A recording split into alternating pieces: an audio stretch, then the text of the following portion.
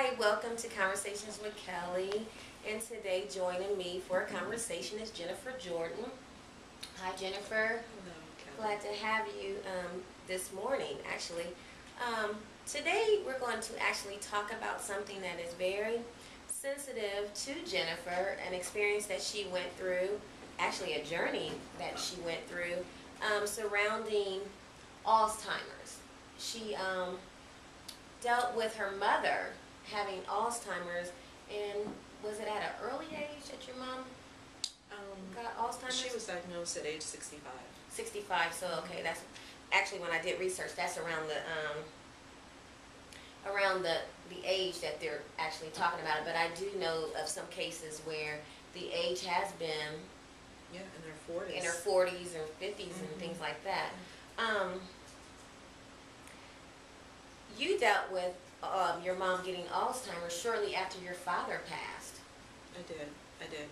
My father passed July 1999.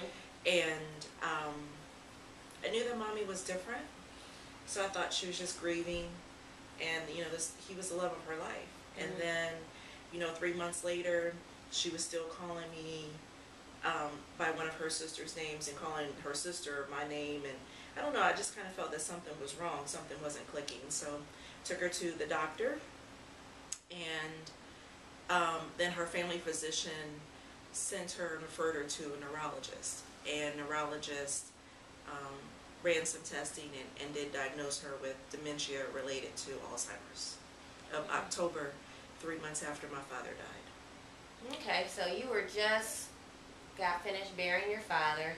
You were helping your mom. You and your mom were going through the grieving process of that death, or? No, I let my mom do it. Even when my dad died, I didn't. I cried a little bit, but I felt like I needed to be strong for her. Okay. So I didn't do anything. I was going through the motions, whatever I needed to do to get us to the funeral. And then we moved from my childhood home, the only home I knew, and so that was just another part of transitioning. I thought, okay, when will it be my turn to get this out? And then when Mommy was diagnosed, I thought, I can't. I don't have time to get it out. Okay, so when your father died, you felt like you couldn't grieve because you were helping your mom get through the grieving process of losing your father, and they were married for a number of years. And I know that had to be tough. So you watched her go through the grieving process because you basically wanted to make sure she was okay, and you were not even considering yourself. So again, you were going through the motions. So then shortly after that, you started noticing something was off with your mom. Right. You noticed that you felt like, at first you probably felt like it was some of the grief or depression or whatever she may have went through, but then you noticed something was kind of off with her. It just, I don't know, it just kind of felt, it was just something in me. Because my mother and I were very close. She was my mother and I respected her, but she was like my best friend. So it was like something in me knew that something wasn't right. I couldn't explain it. So I just took her to the doctor and thought, I don't know, I didn't see that diagnosis coming. I just thought, I don't know, I just thought she's sad. And then I don't know, I just thought that maybe moving from the house that she lived in, that we lived in forever, into another place, I just thought maybe that was just a transition. I just never thought. Okay, so you started noticing that she was mixing up some names. You take her to the doctor. You're just thinking that, she's just going through the transition of the move, the death, and things like that. And you were just basically just wanting the doctor to check her out just for general purposes. And then the news comes. Yep. So I had heard of Alzheimer's. I had not heard of dementia.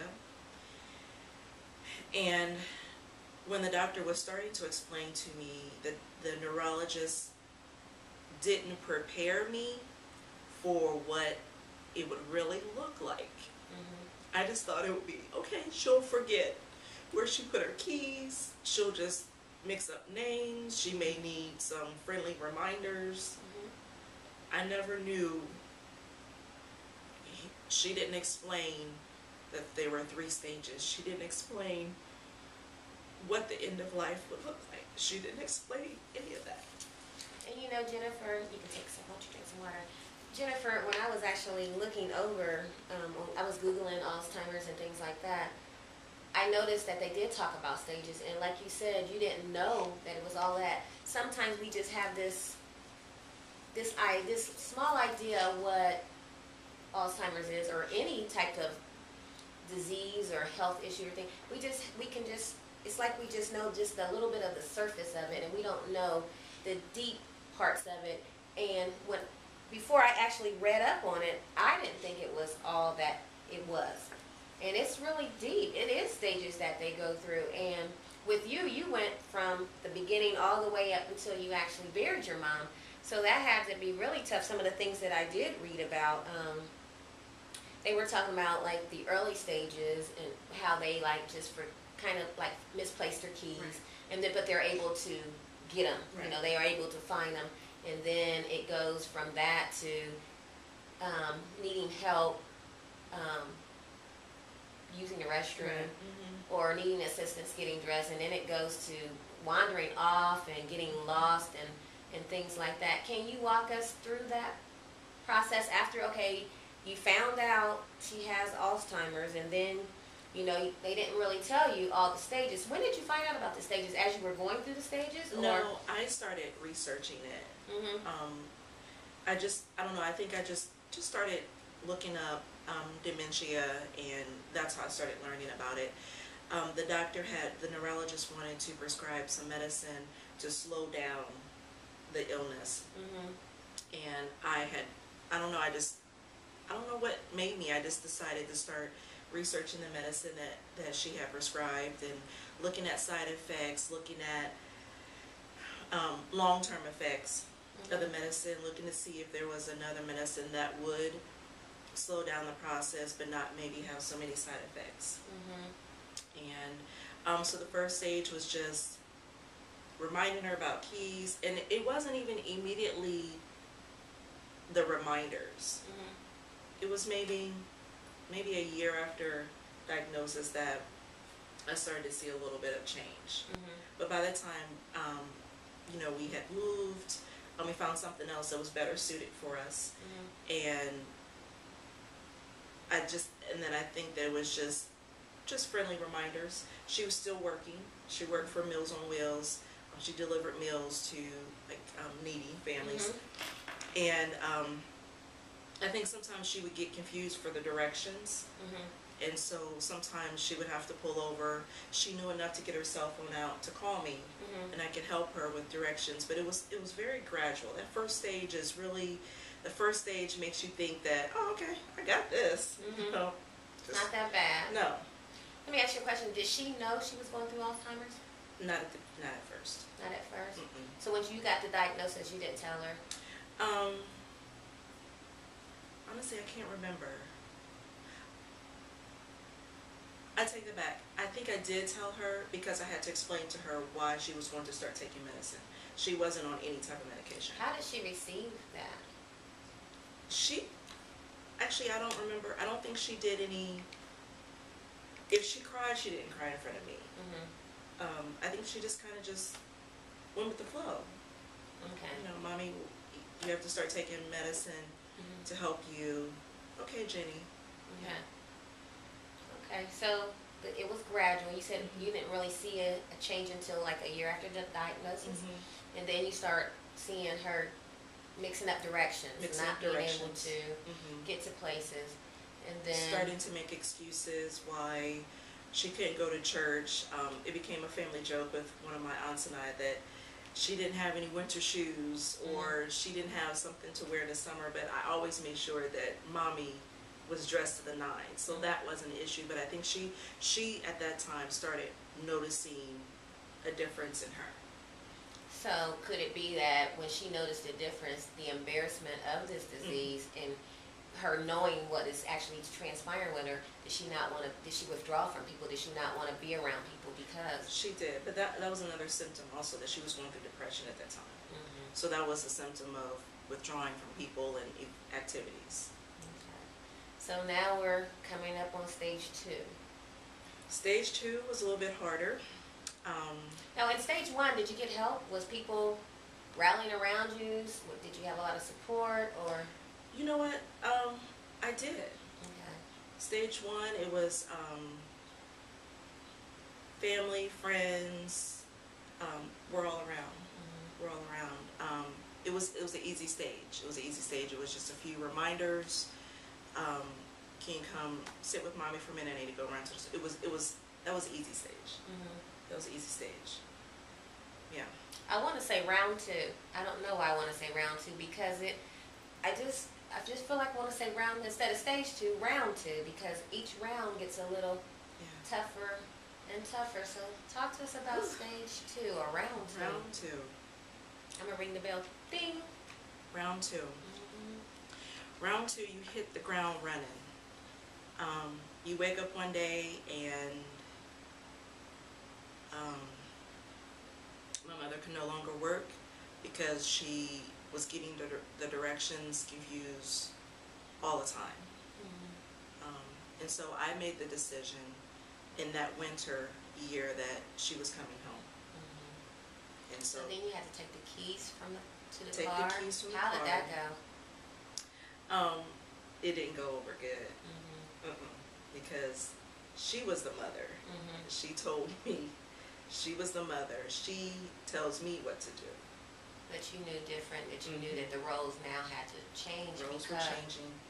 We had our own separate checking accounts.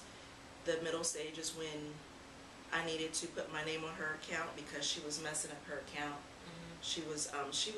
She was the lead teller at Bank Ohio. It was a bank years ago, and she was always financially literate. And it got to the point where she was overdrawing her account, forgetting to pay bills, just everything. So then I needed to, that round 2, now I'm the mommy, now I'm the head of the house. Okay. And doing the money, just doing everything, paying the bills, doing everything. Okay, so you had to take the keys, so now she's not receiving that well. Is she getting combative, or is she? Not then. Not then, okay. So, she's now not driving, she's now not working. So, are you keeping her at home, or how does that work? Are you working, or? I'm working. How do you manage that? I was working 2 jobs because now I needed to make up for the other income. So I was working 2 jobs. At the beginning, I would leave mommy at home, but then I did find out through research senior options and Medicaid. The only thing is that I tried to get those type of assistance on my income, and we weren't eligible. We weren't eligible for any of that. We weren't eligible for her medicine. So then I learned, okay, somebody told me you have to do it off of her income. Okay. And so then through senior options, we had we could send her to an adult daycare center. Okay. So she went to an adult daycare center. When you were leaving her home in stage 2, was she able to sit at home, or? At the beginning. She would sit there and she wouldn't bother with anything? Because could she cook and do all that? She was still cooking. Okay. She was still cooking, she was still baking at the beginning of round 2. Okay, so then? In the middle of round 2, Okay. I needed to take off the knobs. I did some more research, and I learned to take off the knobs off of the, we had an electric gas stove. Take off the knobs so she couldn't turn on the stove. Basically child-proof my home. I put in a whole new bathroom system in my house so that it could be easy to get in and out. Just child-proof, but for someone with Alzheimer's.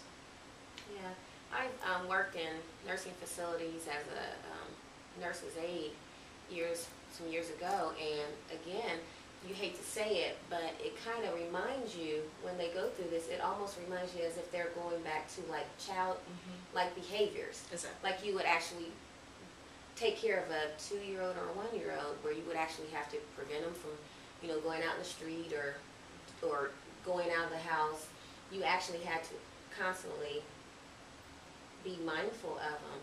And at times, I noticed that they don't like that kind of policing because they do feel like they're an adult, but they're doing child-like things. Yeah.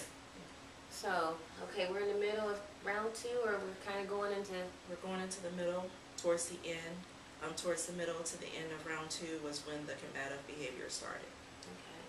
How was your mom, what was her personality like prior to the end, almost the end of round 2? Before Alzheimer's. Before what was your mom's Alzheimer's. personality like? She was the sweetest lady. Quiet, mild-mannered, very sweet, very outgoing. Loved to laugh, loved life and family and being around everyone. By the middle stage of Alzheimer's, she was combative. She withdrew from everything and everyone. I think it was, by this time, it was just me. She only wanted to be around you. So she still knew you. In the middle stage, but towards the end of the middle stage, she didn't know me. Okay. So she was swinging on you, or was it during a time where you were trying to help her get dressed or help her with her daily activities? When would the combativeness occur? Whenever. Whenever you can just walk Whenever. by and she want to hit you? Whenever. Wow. Never. That's got to be tough. Because sometimes I would walk around and think, okay, is this going to be the night? Like, are we going to sleep tonight? Are we going through this tonight? Yeah, you never know. And can you prepare for that? Or is it something that just comes out? Is there a way that you can say, well, I'm going to do it this way, and that way she won't be as combative? Or it just kind of just comes out? I tried that. I tried thinking, okay, let me look at the behavior before the combative behavior and see what happened so that I can try to prevent that. I tried that, all that science textbook stuff. It does not work. It doesn't work when you're right in the thick of it. Okay, so we're combative, and she still knows who you are, but she's not recognizing other people. Or she is, or some people. Is the memory loss starting to kind of affect who she knows? I know you said it, that she wasn't able to use directions very well. She wasn't able to work like she could. But now, knowing who people are. I think she knew some of her sisters, but a lot of them she didn't. A lot of it, she stayed at home. So unless they came to the house, I wouldn't know if she still knew them or not. I may mention their name and she wouldn't respond. Okay, so when she would respond about their names, you're still kind of okay with it, right? No, because usually she would have something to say about whoever. Okay. So let's move on into round 3. I took a leave of absence from work because the combative behavior was so bad. She was at an adult daycare center, and one day the daycare center called and said, you need to pick up your mother because she was hitting the residents there, the staff, and I didn't believe that's not my mother. So I went and picked her up, and they suspended her for a few days until her medicine changed. So the medicine was causing her to? No, until they wanted to put her on something stronger. It was like to calm her down. Right. I know they used to use in the nursing facilities Haldol. Yes. Is that what that was? They wanted to use that. That did not work for mommy. Now, when I would see patients on Haldol, it was like it would knock them kind of out. It would slow them down, and they would kind of be almost in a zombie type stage. Yeah. She had gone to a facility for respite for a weekend one time. So that can respite? Respite is just gives the caregiver a break. Okay. Almost like sending them to a babysitter. Correct. Okay. Right, but you don't pick them up. They stay there the whole weekend. For a weekend or like a day or two.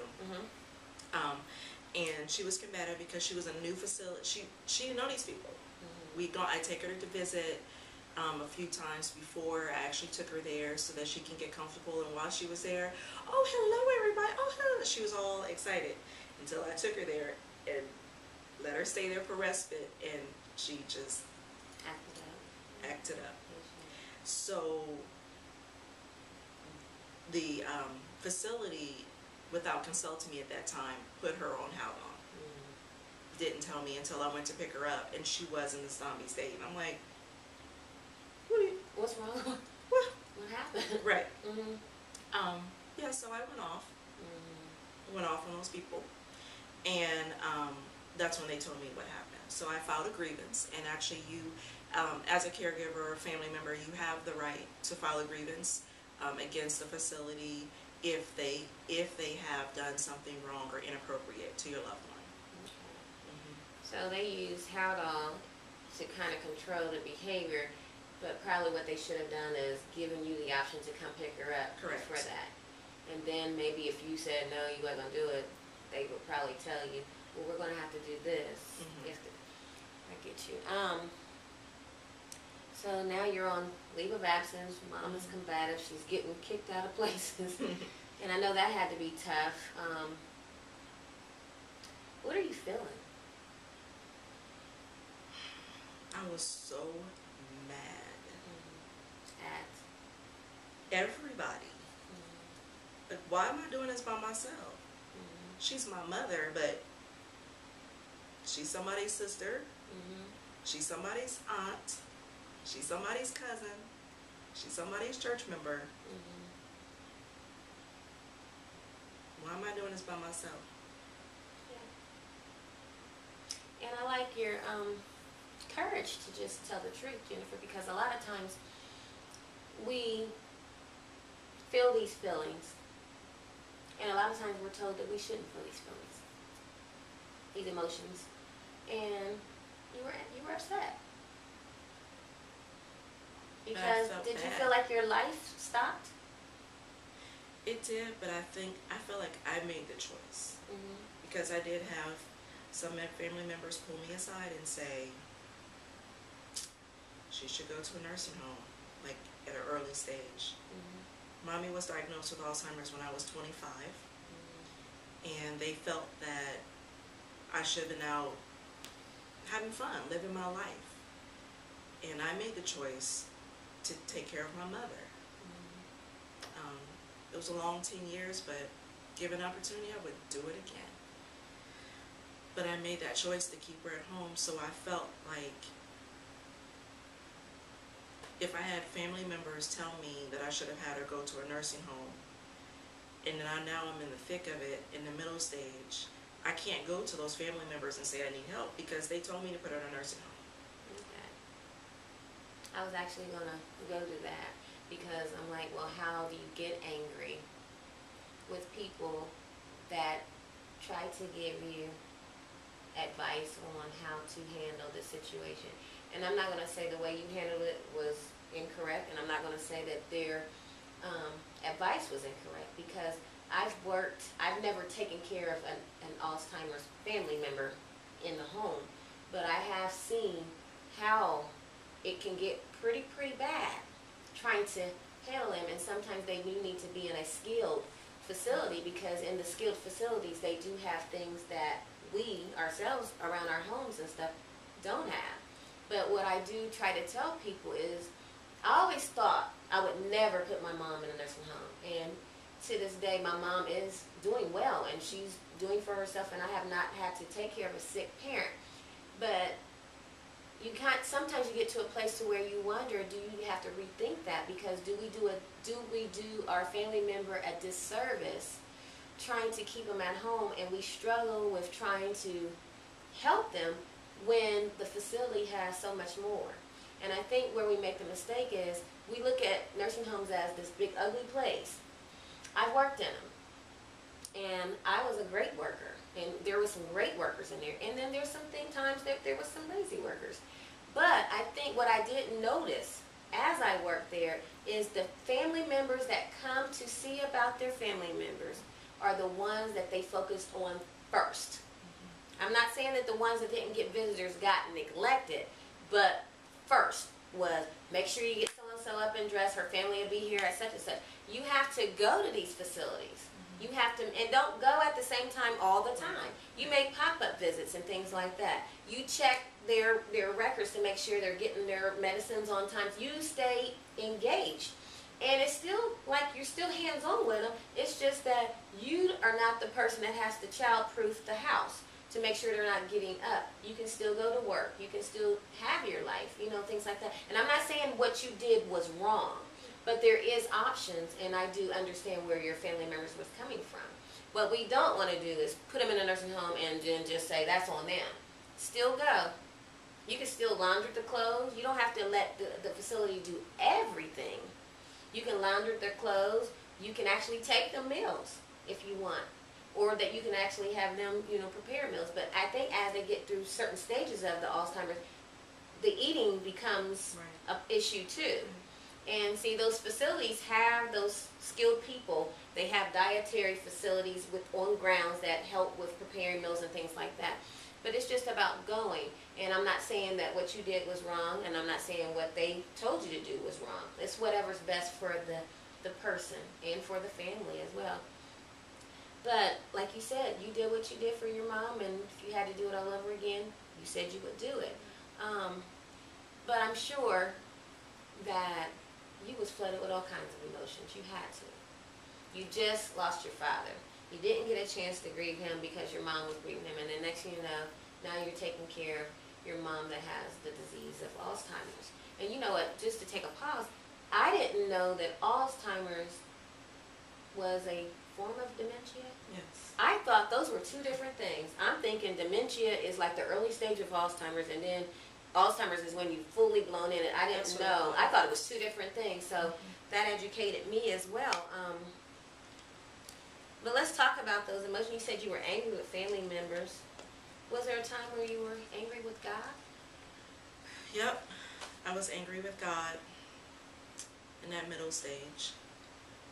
What were some of the things that, I mean, did you verbally yell things out at him?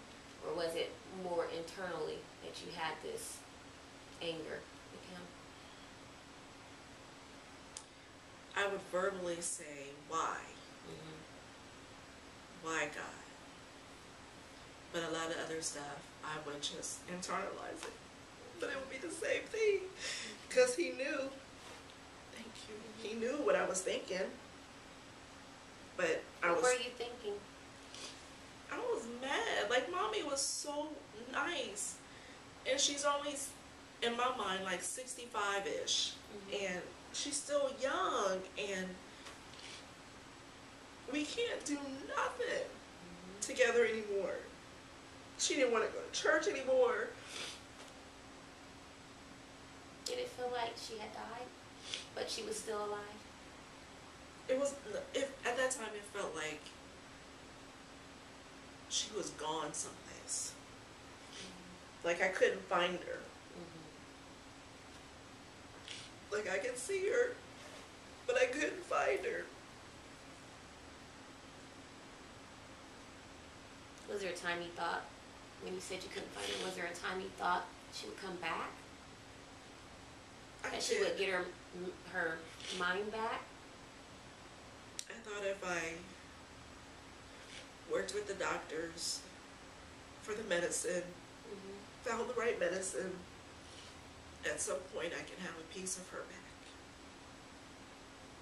If she went to an adult daycare center with other people her age, they didn't have Alzheimer's. Like it wasn't, she didn't go that. It was just seniors going to the adult daycare center to have fun. They had meals, they had nutritious meals, they had activities, they went on field trips, and they did crafts.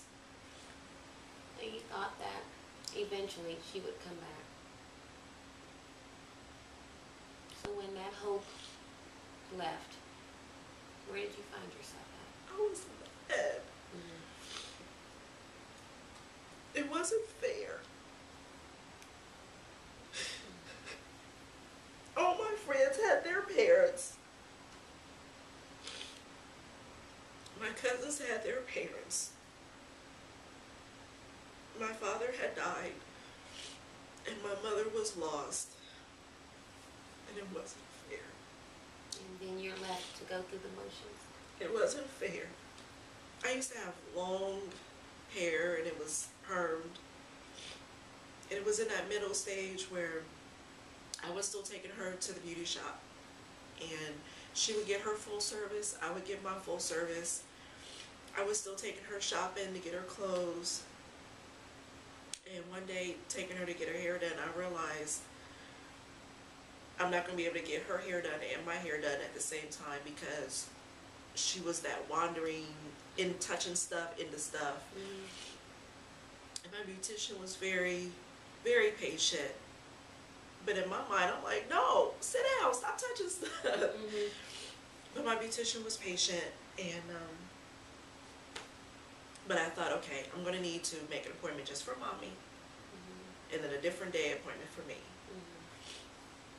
And through those services, through Senior Options, we were able to get a home care provider, like a home nurse, to stay at home with mommy only twice a week, only for 2 hours.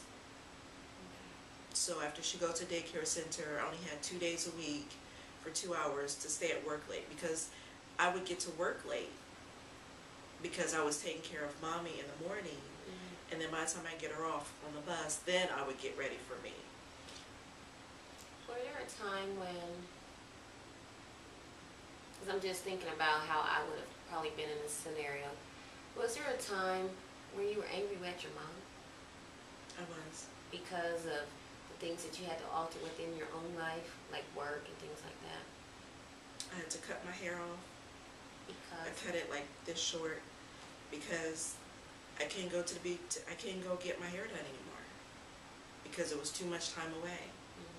So I cut off my hair real short, went natural, so that on my lunch break I can go have my friend edge it up. I used to take her to get her mani and pedis. She would have an appointment, we would have my appointment, and sit there together and in the pedicure chair. Couldn't do that anymore.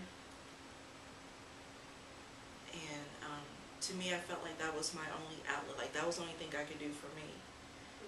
So when that stopped, I couldn't go get my hair done anymore. I couldn't get my nails done anymore. Like stuff that my mom and I used to do together. Then I was forced to do it by myself. Then I was forced to stop it altogether. And it was like, I don't have nothing. that's enough to make you angry. And even though I was angry, I still wanted to take care of my mom. But I wanted us to still do stuff together. Sounds like, it just really sounds like, although the person is still existing, it's like you went through another, it was a death. Because now she didn't know you at that point, right? What was that like the first time that she did not know who you were? The absolute first time she didn't know where I was. She's from Virginia, and I took her home for a funeral. I mean, no, I'm sorry, not a funeral.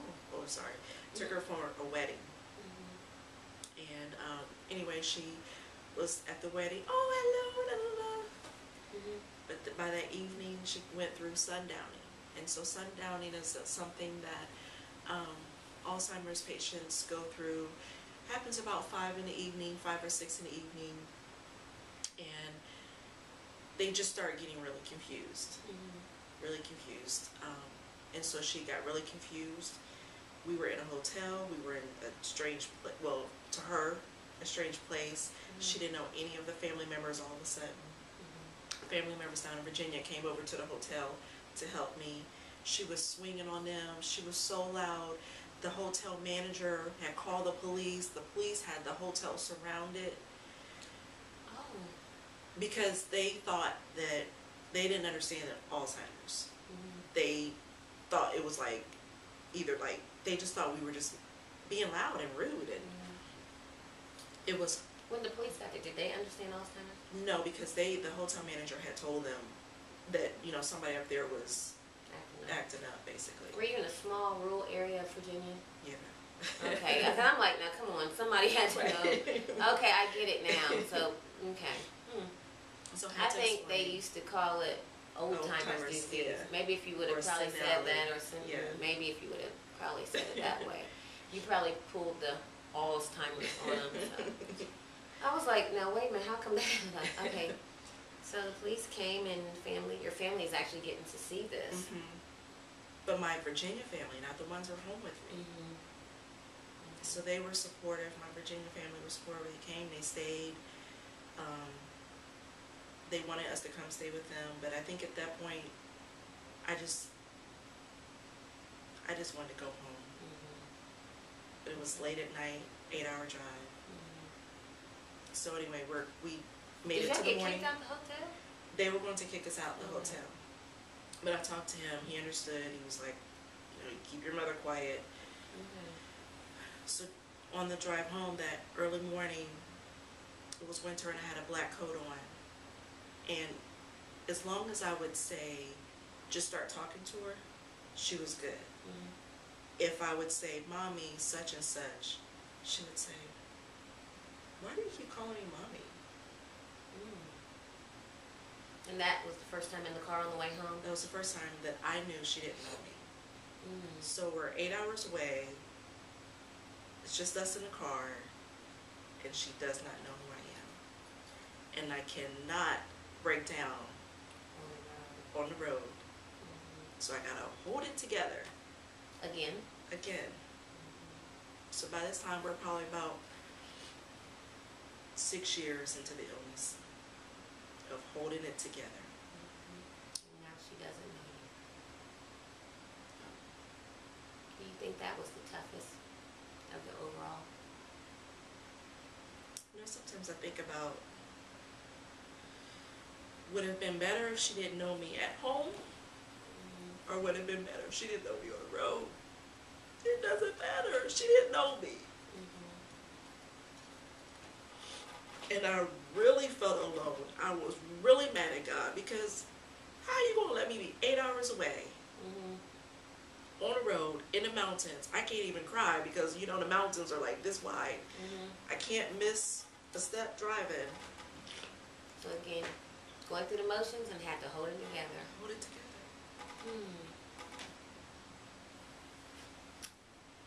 Hold it together. I think we should take a break. And that'll conclude part 1 of Jennifer's journey of going through the motions. Again, thank you for joining us, and we will conclude with part 2.